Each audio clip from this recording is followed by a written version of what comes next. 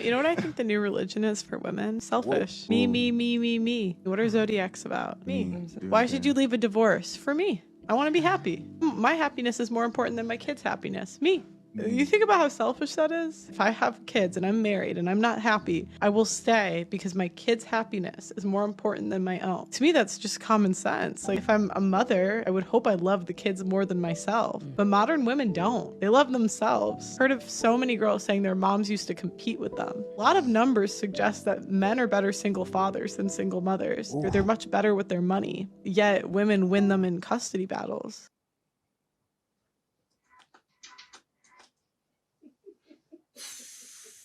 Okay, where am I going to start?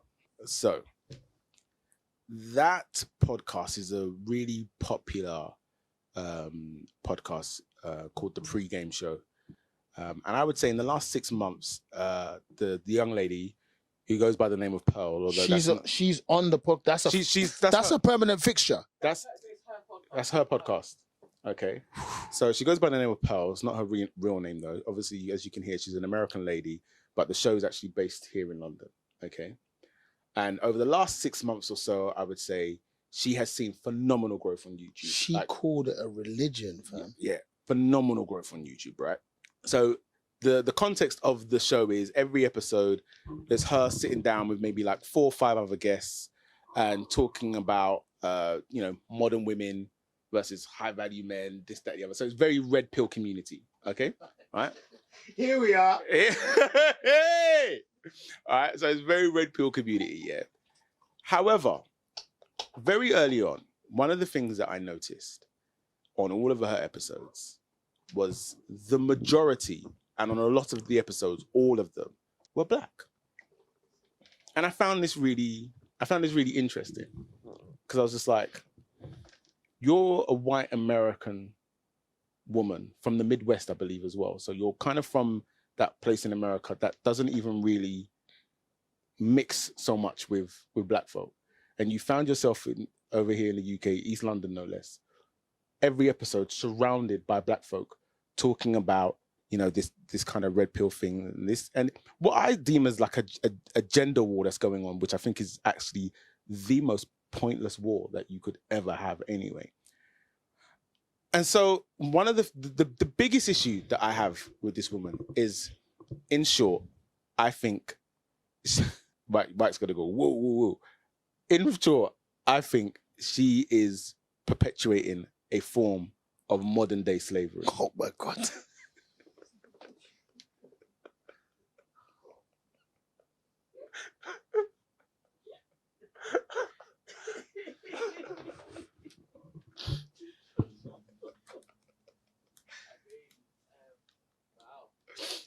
Modern day slavery. Okay. I have been on her show. Nana has been on her show. I've been on her show twice. I've met her twice. And Can everyone hear her? Speak Do you need up, the mic? because I don't have Nah. Yeah. Come on. Yeah. Whoa. all right, so I've been on her show twice, and she is pleasant enough, but I definitely think there's a part of her that is it is racist, I would say. And I think that she's propped up by black men ferociously. They support her.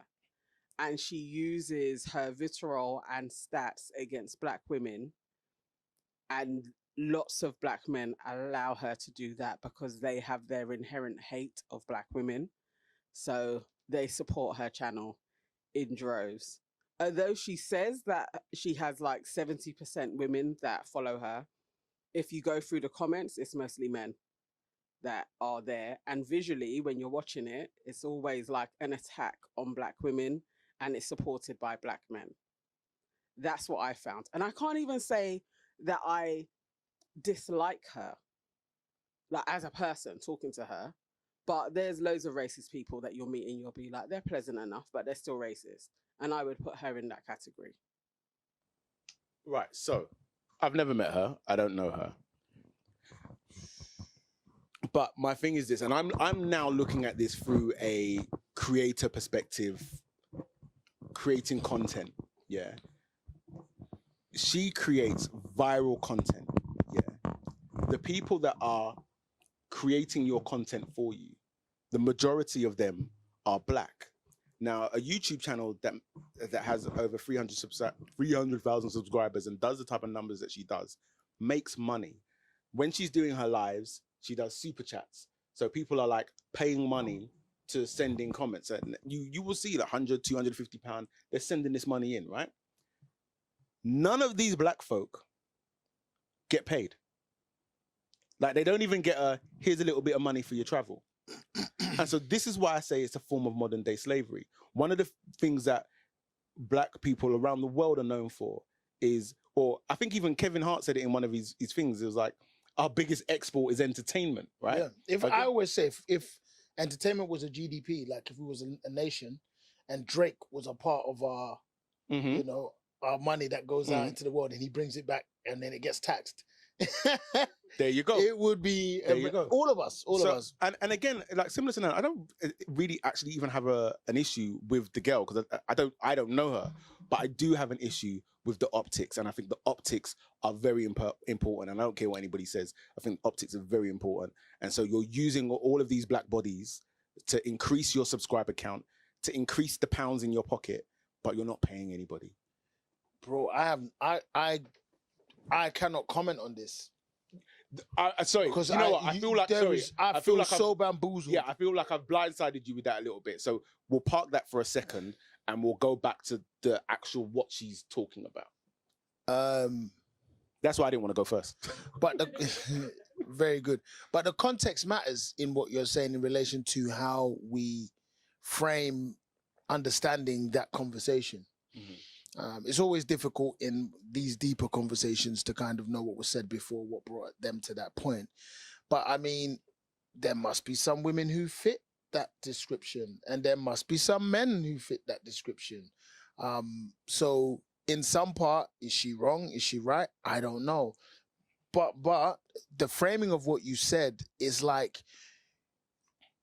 as Nana said, she's been on the podcast before, so I'm more interested. I think like after this, I need to understand your experience on the podcast, Nana, to be able to understand whether or not she is doing what you're talking about, which is the idea of taking so really when she's saying that, so what sorry, just if you give me some latitude here, what you are saying is she is talking in that comment, she's talking about black women.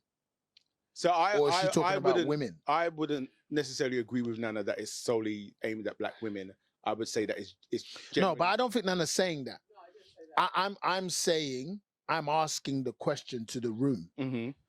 Are we saying in terms of because I said framing is very, very important, and the answer is different. If you're saying if we're saying she's specifically trying to discuss black women, or she just talking about women in general. So what I would say is this, is two things. The first thing, speaking to some of the statements that she makes, is that old saying of a broken clock is right twice. Yeah. So some of the stuff she says, yes, it's going to fit some narrative. Yeah. Now, coming to the framing of like black women and stuff, if you have a panel, and if you have 5 people on your panel and 4 of them are black men talking about women, then it stands to reason that in our head, we're going to be thinking about black women. But she's a white woman speaking. But it's the black men. But that's her opinion. So she will throw out an opinion backed by stats loosely, but then all of the men will jump in and they will talk about their experiences, some of them backed by stats as well and whatnot have you. And I just think and again, this is what I'm talking about, the optics. But they're not. Okay. So if you're missing out the element of more often than not. Very interactive. More often than not, it will be like 3 black men or 2, and then she'll have 2 black women and maybe another white woman and Pearl herself. And usually the kind of like woman-focused stance will be the black women, and the black men will always go on her side. They will always literally be like, what you're saying is right. So that's where the framing is of the battle of the sexes, because there's very rarely a white man there. And there's very rarely any liberal white people there. But more often than not, the opposing view to her is a black woman. So then that's the back and forth. It'll be her going against a black woman, and a black man will be backing her. You could watch 20 episodes. That's going to be fun. So there you have it. There you have it. I feel totally bamboozled, man. I'm not ready for this. I usually feel, at most part, I can comment on things with a general sense of understanding, but that sounds so nuanced. So let's park that for a second and go back to the actual clip in terms of what she's saying about it's a religion, and this is what I think is dangerous, and it's not just something that she does. I think it's what people tend to do online now, because they've noticed there's a pattern, and they've noticed that you can kind of get traction by being slightly abrasive and throwing out these kind of statements. The red pill notion in itself is right. is the people who connect themselves to that thought process are quite salacious in some of their rhetoric. Yeah, absolutely. And that's what she does. But it's so I have a theory, right? The majority of the people in the country aren't very bright. You mean in the UK? In the UK. Damn. Okay, bro. I know. All right. And I'm not saying this like I'm bright. Okay. Well, you're one of them. I'm acknowledging that there's a lot I don't know. Okay. Okay. Yeah. I would say there's loads I don't know. Yeah. However, the majority of the people in the UK, I think, aren't very bright, or at least aren't as bright as they think they are. Okay. However, most people, i.e. people in the powers that be, realize that these people aren't that bright. Okay. But you can't tell somebody that they're not bright, because they'll just get offended and be like, of course I'm bright. But that's how you then control people. You see what I'm saying? Because you're like, he's saying you're not that bright. You're not going to have that, are you? But essentially, that's how we got this kind of Brexit thing going. Yeah, turning people against each other. And I think that's the kind of similar thing that's going on here. So you sit down and you say stuff like, women are inherently selfish, me. But it was the thing about happiness.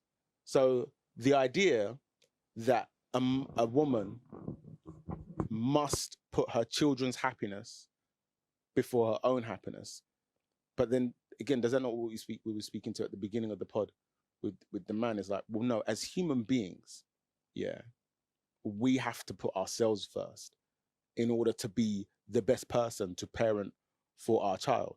So the idea that you should somehow be disconnected from your emotions and your empathy and be like, I'm in this relationship, I am desperately unhappy, but every day I must wake up and pretend to my children.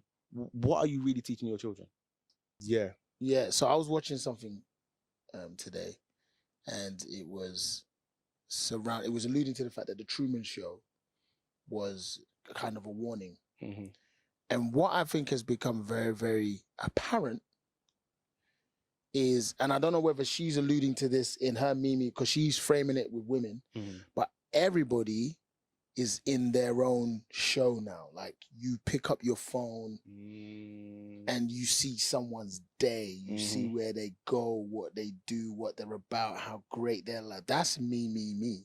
And if majority of people on said platforms in those worlds are women, then you could purport that there is a leaning to more of a female-heavy notion of putting yourself in that light to the world. Look at what I'm doing. Look at how look what's going on. And I think that could build, and I think both men and women, I don't think it's just totally with women, but that can build that attitude of selfishness. And I think we're definitely in that era of people being focused on them. And I think, to kind of totally sidestep her the framings you've given me, the energy you've given me, I do believe we are walking down a road where people are more interested in their show and what their show looks like and the aesthetic of their show because of social media, as opposed, and I mean, it's crazy because we're on a platform right now kind of giving our ideas, giving our contexts. Do you know what I mean? We're doing this. We're different, damn it. Do you know what I mean? There is this idea of promoting yourself in said way. And I mean, I'm not a fan of that. I'm enjoying this because I enjoy doing this with you more than anything else. I don't look at anything that we do outside of this, you know? And, you know, there is a value to it today.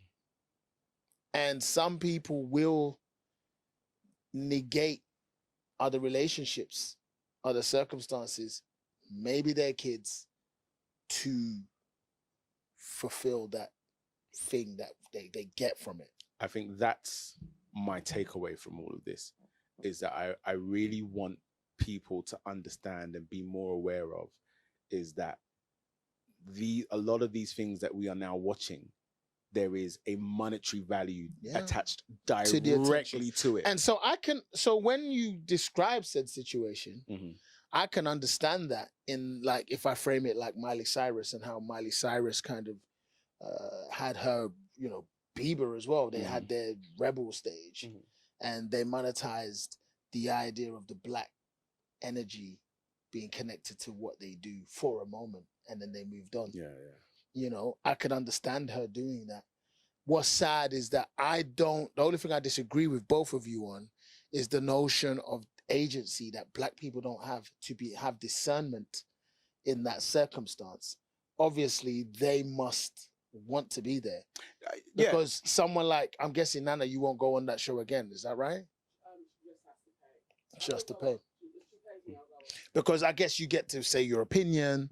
You get to represent yourself. But then again, it goes to what most are going on that show for is they're hoping to get paid in the currency of attention. Maybe. Yeah? And so if I go on this podcast that has 300,000 subscribers and I say all of the right things and I hit all of the right notes, hopefully a percentage of that will then now follow me on my podcast. And I'm just like, But I mean, I do see a lot of these things like, and this is not to kind of rubbish people in that world, but like how multi-level marketing kind of exists. The idea of self-promotion to get more people on your thing to kind of keep it moving. And I don't think that there's anything wrong with it. I think that it's as long as you have agency, as long as you understand this is the game. Because if it's rules. I just want people to know their worth.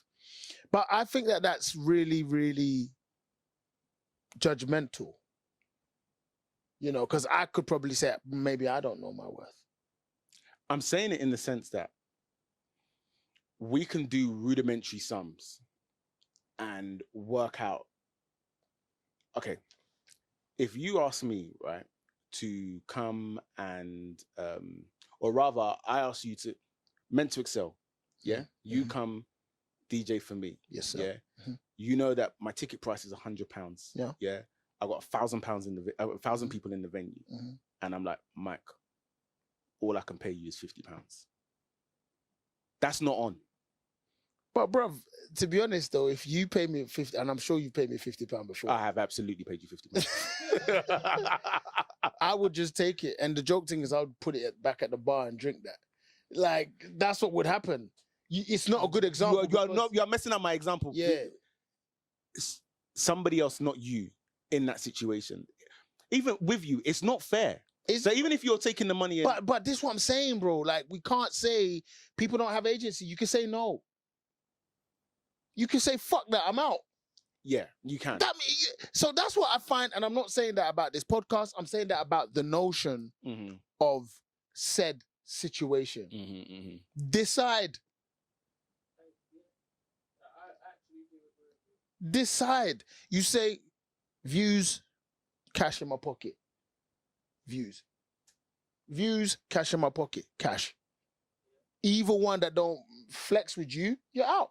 And what I'm saying is, I want my people to know their worth. So you think, so here's the thing. It's difficult for me. It's like, I want you to know your value in the sense that I know the value in between sterling and cedis. I know that if you offer me 100 Ghana cedis and 100 pounds British sterling, pound, I know I'm taking the 100 pounds sterling. Okay. So a lot of these people are going on and thinking that they're getting paid in the currency of attention, but that currency of attention is actually even less than 50 Ghana. It's probably like 2 pesos or something like that, because you're not really benefiting from the attention. So have they made the choice, Russell? Yes, they've made the choice. And I see that they've made the choice. And I'm sitting here being judgmental and saying that I think you've made the wrong choice, because I don't think you're getting the value that you should be getting based on what she's making.